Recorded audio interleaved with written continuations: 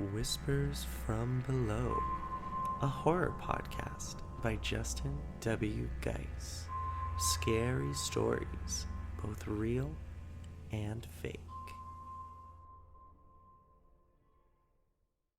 Hello, listeners. Welcome to Season 3, Episode 5 of Whispers from Below, a podcast by a madman for madmen. I'm your resident psychopath, Justin W. Geis, and today's topic of discussion is the LaLaurie Mansion. Now, before I get into the episode, I do want to say, first off, disclaimer, my voice is really hoarse. I've had a really crazy and wild and stressful past 2 weeks. I've been working on some stuff that's coming out for the podcast, as well as just some personal stuff has happened. So sorry if I sound a little like garbage. But I wanted to get an episode for you guys anyway, even though my voice isn't necessarily up there and ready for the challenge. The second thing I want to say is that this episode does have a little bit of some gruesome stuff in it. For the most part, I do think it'll be okay for younger listeners. However, there is going to be a section that I will do a warning moment and say, if you are not into gore or Saw shit, maybe skip ahead. This episode might not be for you in that regard. Otherwise, it should be okay for some younger listeners. There's a lot of history to this. And I thought it was pretty cool. It's a pretty famous story. I'd heard of it before I did research of it. But I learned a lot of interesting stuff that I wanted to share. So, without further ado, let's get into the episode. So, the LaLaurie Mansion is a haunted mansion in New Orleans, Louisiana. The mansion was constructed in the French Quarter, go figure, in 1832 by Marie Delphine McCarthy Blanc LaLaurie. So she's got a lot of names. She was married 3 times. She was born on March 19th, 1787 in New Orleans. And both of her parents were very prominent in the European Creole community. And for those of you that don't know, New Orleans is a huge, especially back in that time, was a huge Creole community. So if you were high up in there, you were pretty much a powerful, powerful person in the entire city, community, whatever. Because you had sort of strings that you could pull with your friends that were also higher up with you.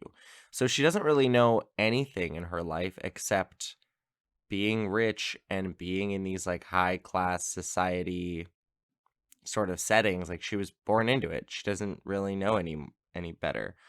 But for nothing that I read personally about her childhood was particularly jarring or strange or scarring. Then, while she was a kid, the Haitian Revolution happened in 1791. So she was about 4 at the time, 3 or 4. Exactly 4. She was born in 1787. Apparently, I don't know how to do math. Anyway,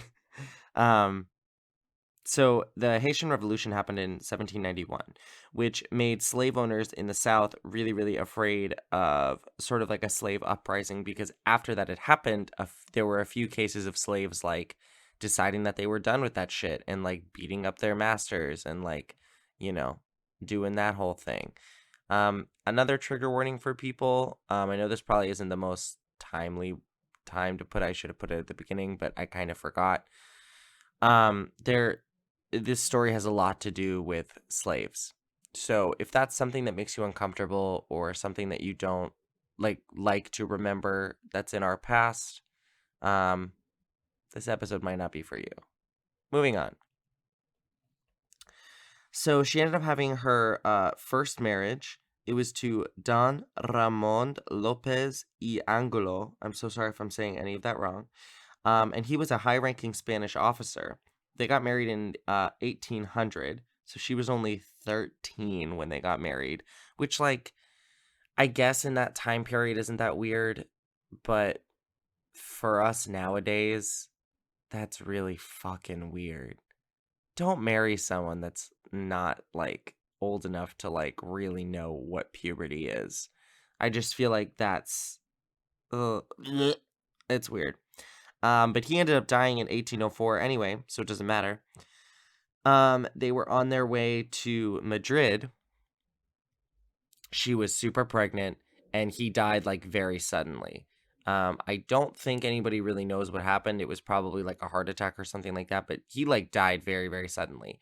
She ended up giving birth to her daughter um, while they were in Madrid. And then she was like, yeah, I'm going back to New Orleans because, like, fuck this shit. So then she went back to New Orleans. In June of 1808, she got remarried to a Jean Blanc, who was a prominent banker, merchant, lawyer, and legislator in the community. So if you're seeing the theme here, yes, women don't have like as much of a say at this time of like who they're marrying or whatever, but she is consistently marrying people in the community that are like high up. They are like high ranking people within the New Orleans community. Like she's choosing these people. So just something to keep in mind to like note in your brain. Um she had 4 more children with him. I believe she had like 3 more daughters and 1 son. So that's 4 daughters and a son in total. He ended up dying in 1816 due to like some natural causes or something like that. Nothing weird was going on. Like she wasn't like murdering them as far as we know. But maybe she was. I don't know. She's crazy enough to do it. The third marriage was on June 25th, 1825, to a Leonard Louis Nicolas LaLaurie, who was much, much younger than her. So she was cougaring this young man. He was a physician, and he made really, really good money.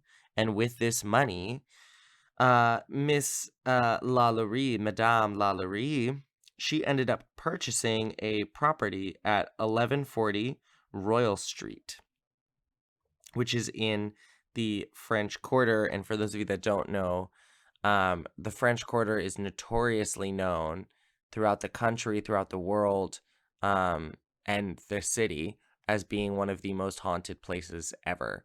Like the French Quarter of New Orleans is just like so haunted. There are ghosts and spirits and all that like everywhere. It's crazy. So what's interesting to note about the mansion though is that she managed it in her own name.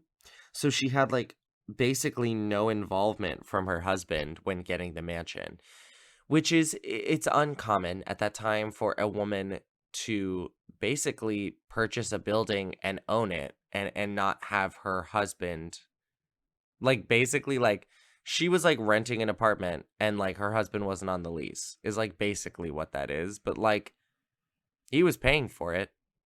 He just wasn't needed or involved in the process of them making the mansion. And then in 1832, they ended up building a 2-story mansion that was attached to some slave quarters. That is important to note. I know that seems like a weird tidbit to add, but it was a 2-story mansion, which at the time was crazy. And also it was attached to slave quarters, which is kind of an important tidbit, unfortunately. So she ended up living there with her husband and 2 of her daughters. They maintained this extremely high place in society, but the marriage sort of became strained. They went to court and did this whole thing where I think back in that day, if you wanted to like sleep in separate beds or like not live in the same house, you had to like get a court order or something like that. But there's like a record of them talking about the marriage being strained. And she claimed that he had, quote, treated her in such a manner as to render their living together unsupportable, unquote.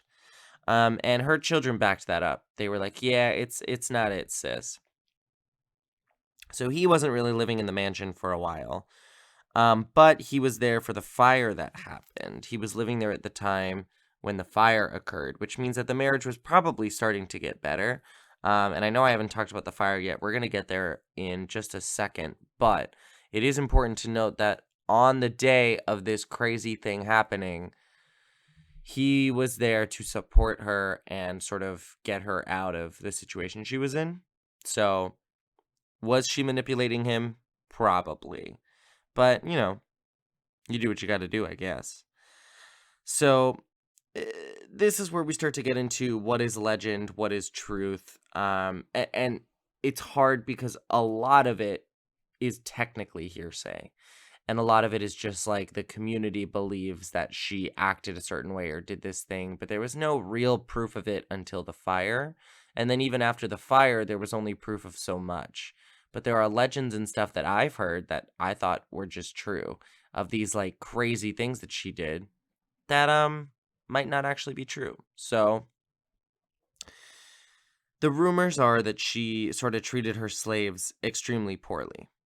Even for the time standards, treating your slave poorly was still like an arrestable defense. Like you still had to like make sure that they were like alive and eating, you know?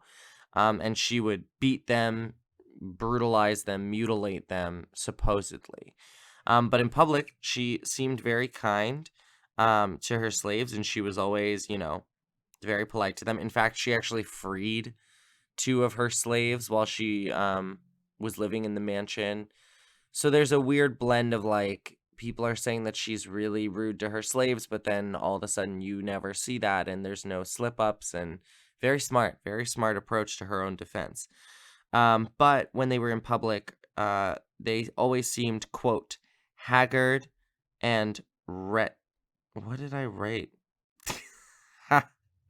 They always seemed haggard and wretched, unquote. So it looked like I had written like wet dried, and I was like, what does that mean? But I was like, I'm just gonna go with it. And then as I was reading it, I was like, that's a C, not a D. Like sometimes those of you that are unaware who don't know me, my handwriting is awful. And especially when I'm doing research for these episodes, sometimes I'm writing so fast and all of a sudden I look back at my notes and I'm like, I have to rewrite that whole section because I don't know what I just wrote. Like it's illegible. I cannot read it because I'll be looking at like my computer screen and then writing and not like looking at where I'm writing. But yeah, sometimes stuff falls through the cracks and all of a sudden I couldn't read what I had written. Sorry about that, everybody. The word was wretched, not wet dry. Moving on. There were some funeral registers between 1830 and 1834 that documented 12 slave deaths at the mansion, varying deaths.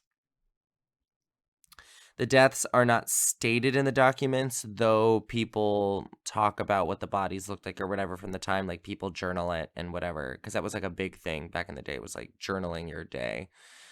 But no one is like quite sure, technically, like 100% sure, because obviously they didn't put it in their like medical records. I don't know about you, but I personally hate having to go to the grocery store. It takes up so much of my day when I could be starting a new hobby with that time, like soap carving, or collecting the sick bags out of airplanes. With Instacart, it makes grocery shopping fast and easy, all while allowing me to stay in my underwear. Instacart allows you to order all of the things you usually get from your local stores, delivered to your door in as fast as 1 hour. Not only that, but it will also give you smart suggestions for new items based off of your preferences, as well as highlight deals to help you save some money. The shoppers handpick perfect produce and make sure that your eggs get to you safely. You can get free delivery on your first order over $35 by following the link in the show notes. This also lets Instacart know that we sent you, and it helps support Whispers from Below. So if you hate grocery shopping as much as I do, try Instacart today and enjoy getting your groceries the easy way. Most of the deaths probably could have been from disease, is what people seem to kind of agree on, is that it's very possible people were getting sick a lot at that time. It's very possible that the slaves probably just died from disease, which, pretty chill. But some of the deaths included Bon, who was a cook, and her 4 children, ages 13, 10, 6, and 2, which is really unfortunate. The rumors of LaLaurie's mistreatment of the slaves were so widely known and so believed, so passionately, like vehemently told by people, that it actually sparked curiosity from some lawyers, and they actually went to the house and they were there to check if she was properly taking care of her slaves. No evidence was found of her abusing them. They all seemed like they were in relatively good health, and nothing was really wrong, and so the lawyer left. But can you imagine a time where like a rumor that's just spreading throughout town causes a lawyer to be dispatched. And I know that that like kind of happens today, but like you have to like go to the police and be like, "Hey, so I've heard that this thing is happening and like can we check it out?" Like or like call the police. Like you just because like you hear that so and so is a pedophile in your town, like you can't just like get a lawyer over there. Like there's like a root thing that has to happen in order to get to that point. But they were full Anastasia. There's a rumor in St. Petersburg, and then all of a sudden that was like a lawyer. I'm gonna go over there. Let's figure this out. Let's stomp this out. Like that lawyer really is not here for the drama, and I appreciate it. I mean, that he's here to just like stomp out drama. Maybe that was his job. He was here. He's like, people are really complaining, and I want to clear your name, so I'm gonna come over. I just think that's wild. No evidence was found, like I said before. And shortly after this visit, a neighbor saw a slave girl running away from LaLaurie, and then she fell out of the window and died. So she fell out of the second story window, and like cracked her head open and died. Very unfortunate stuff. But the accounts of this girl falling out the window have a couple different, like reasonings to why LaLaurie was chasing her. Some people say that they saw her with a whip, which is not uncommon for like slave treatment to like have a whip. Like I know it sounds really awful and bad, but like that's kind of the time period that we were in, so it's not really that far off that she'd have one. But supposedly what happened, according to most people's accounts, is that she was brushing Madame's hair and she caught a snag and it hurt LaLaurie, and so she chased her with a whip and then she fell out the window. The body was buried on the grounds.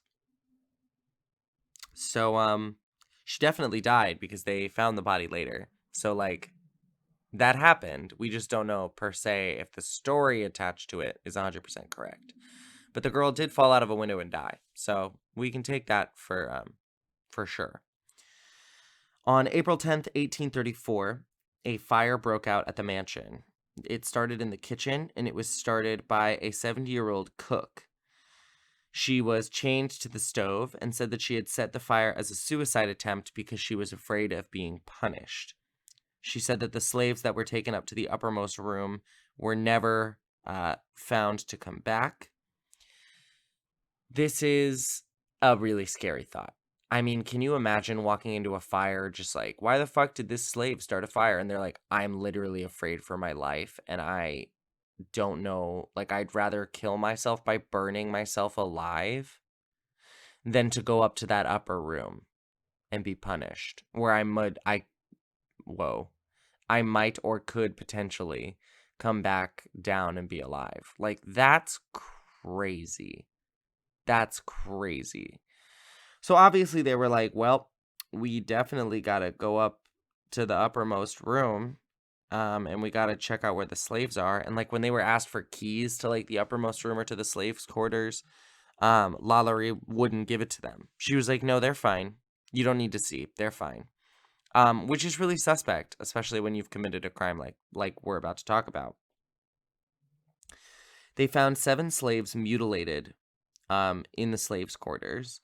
They were hanged by their necks with some of their limbs either missing or very clearly like detached at the joint, meaning that they were probably dislocated or things like that. I don't know if it was prior or after death.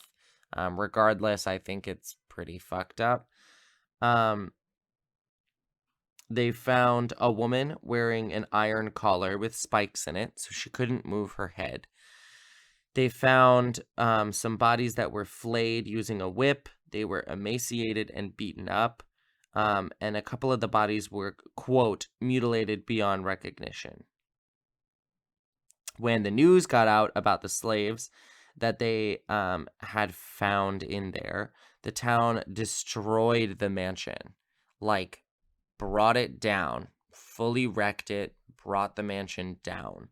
They were like, not happening. The police obviously like stopped this from happening and were like, hey, you know, you can't really do that. but the slaves ended up being removed from the home for safety purposes. They ended up unearthing more bodies on the grounds of the mansion. And then LaLaurie was like, fuck, this is a crime and I'm totally going to get arrested. So I'm going to go to Paris. So she ended up escaping to Paris with some of her kids to avoid incarceration and scrutiny from the community. She ended up dying in Paris in 1849 at age 62, which for the time period, I mean, it's a pretty long life. It's a very long life for like the early 1800s, like good for her, really killing it. And that's pretty much the story of her. The original mansion obviously was torn down, but since then it's been rebuilt. It is still standing today. Claims surfaced later of sort of her sadistic tendencies and the things that she had done. Again, we're not entirely sure if all of these claims are 100% accurate, but I wanted to read them to you because we are here for the spooky content. And some of the shit that people have said is a thing that she's done is pretty fucking spooky, even just to imagine. So, little bit of a trigger warning. This is where it's going to get a little gory and a little nasty and gross. So, if you don't want to listen to that, skip ahead just like a little bit, maybe like 5 minutes or so. And you should be back to, you know, some more of the content that you're here for. Because there's a lot of interesting stuff about her past the gory stuff. So if you want to hear about that, but you don't want to hear about this stuff, just skip ahead and I'll see you in a little bit. So supposedly they found bodies with the eyes gouged out. They found fingernails pulled out from the base. They found people's lips sewn together. They found multiple slaves that were alive with their ears hanging off, barely. They found some of their intestines pulled out and used as belts around their naked bodies and their waists. So, like, that's super cool. And when I say, like, fingernails pulled out, I mean, like, you could tell that they weren't, like, cut out. Like, they had been yanked out with, like, pliers or something like that. Like, yanked out from the base. Yeah, just nasty stuff. Ears hanging on by a thread, intestines being pulled out. They were beaten. Some of them were hanging. Some of them were in like medieval torture devices. Like the iron collar where it's like they got spikes around it. So like you can't move your head at all or you'll get stabbed. Just bodies that like don't even look like bodies anymore. Like full, like just decapitated torsos with like some limbs broken off and things like that. I mean, these are the claims. None of these have been confirmed historically, and we're not really sure if they happened, but it does make for a pretty good fucking story if you ask me. This legend is extremely famous in New Orleans. It's a very famous story, I would say, in the US. I would say most people that are into spooky stuff, even if they don't know the name of the mansion, they know of this person and they know of like, oh, that woman in New Orleans that like wrecked some slaves. Like, it's a thing that people know about. And it's unfortunate that it's as famous as it is, given the context of it, but it's a pretty famous story. It's pretty spooky. I mean, I'm still talking about it here. They actually portrayed this character in American Horror Story in, I believe that's season 3, which is Coven. And Kathy Bates plays her. So if you remember that part, because I thought personally season 3 of American Horror Story maybe wasn't my favorite because it wasn't as scary. It was more like spooky-ish, and then it was like a drama TV show about witches, and then like all of a sudden it would be like, here's some gory shit with Kathy Bates in it, and I was a little weirded out by like why they included that. But it makes sense given the character that she was playing. So if you go back and watch that, you learn a little bit more here. You go back and watch that, you're like, cool, it's good to know. You can still get tours of the mansion. It's supposedly, I mean, go figure, an extremely haunted location. It's supposedly like super fucking haunted and spooky and crazy to be at, obviously. I mean, even though the original building was torn down, like there are some pissed off spirits at that location. Like there is just no way that you're going into that mansion and not meeting a ghost. There's not a world in which that happens. Um, but the French Quarter itself is supposedly super spooky, just like in and of itself. So anything in it is going to be haunted. That's pretty much a guarantee. But specifically this mansion, I mean, given the things that you've heard about, whether or not those claims are true, a lot of slaves died there. And they were killed in very various ways that were very sick and twisted. And I mean, I'd be pissed. I'd stick around and fuck with people. I'd be pissed off.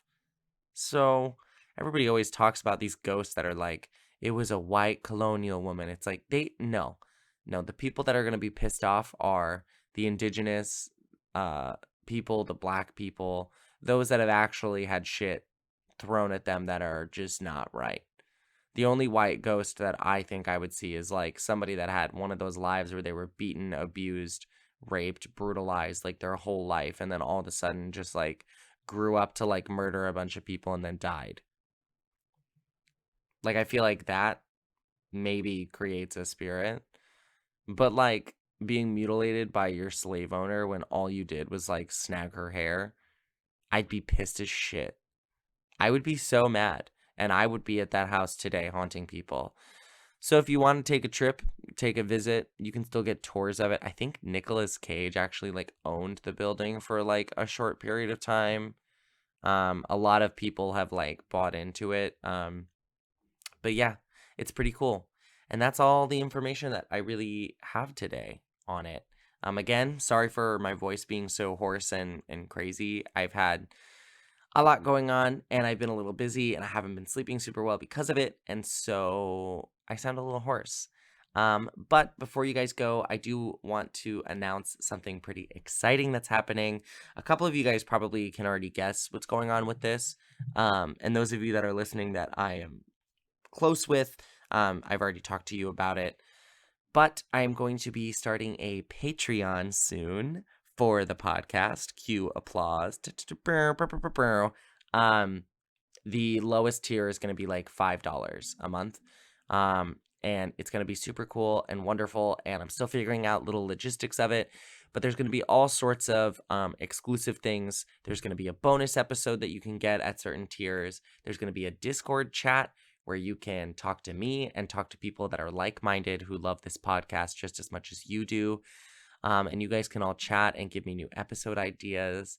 There's going to be some voting powers in the higher ups where I'll say what 2 episodes do we want to do this week? And people get to vote on it.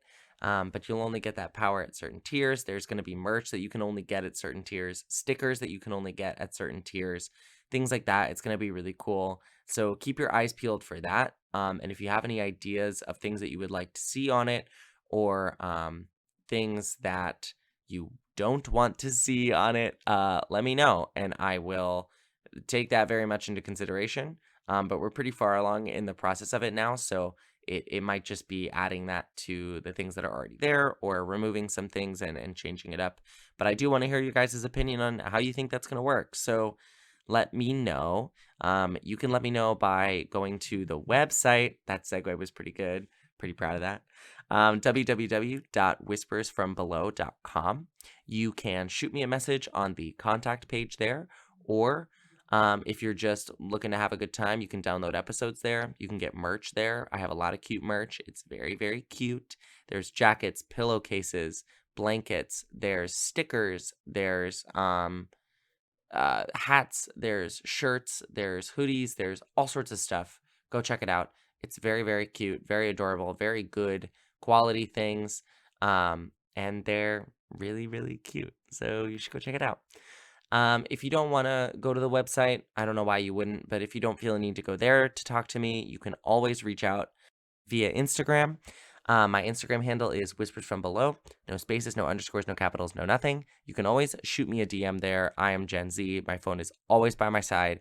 So I will always be there to answer messages. I love getting messages from you guys with episode ideas and things like that. If you want to give me an episode idea and I end up using it, you will get a shout out both during the episode and in all the postings and the captions and stuff. So I will ask for like your name and stuff like that if I choose to use an episode idea, but pretty cool shit, right? So yeah, feel free to send me episode ideas, talk to me about things that you like with the podcast, things that you don't like. I really want it to grow even more. I mean, we're coming up on a year pretty soon. In about like 2 or 3 months, we're coming up on 1 year anniversary of this podcast, which is crazy.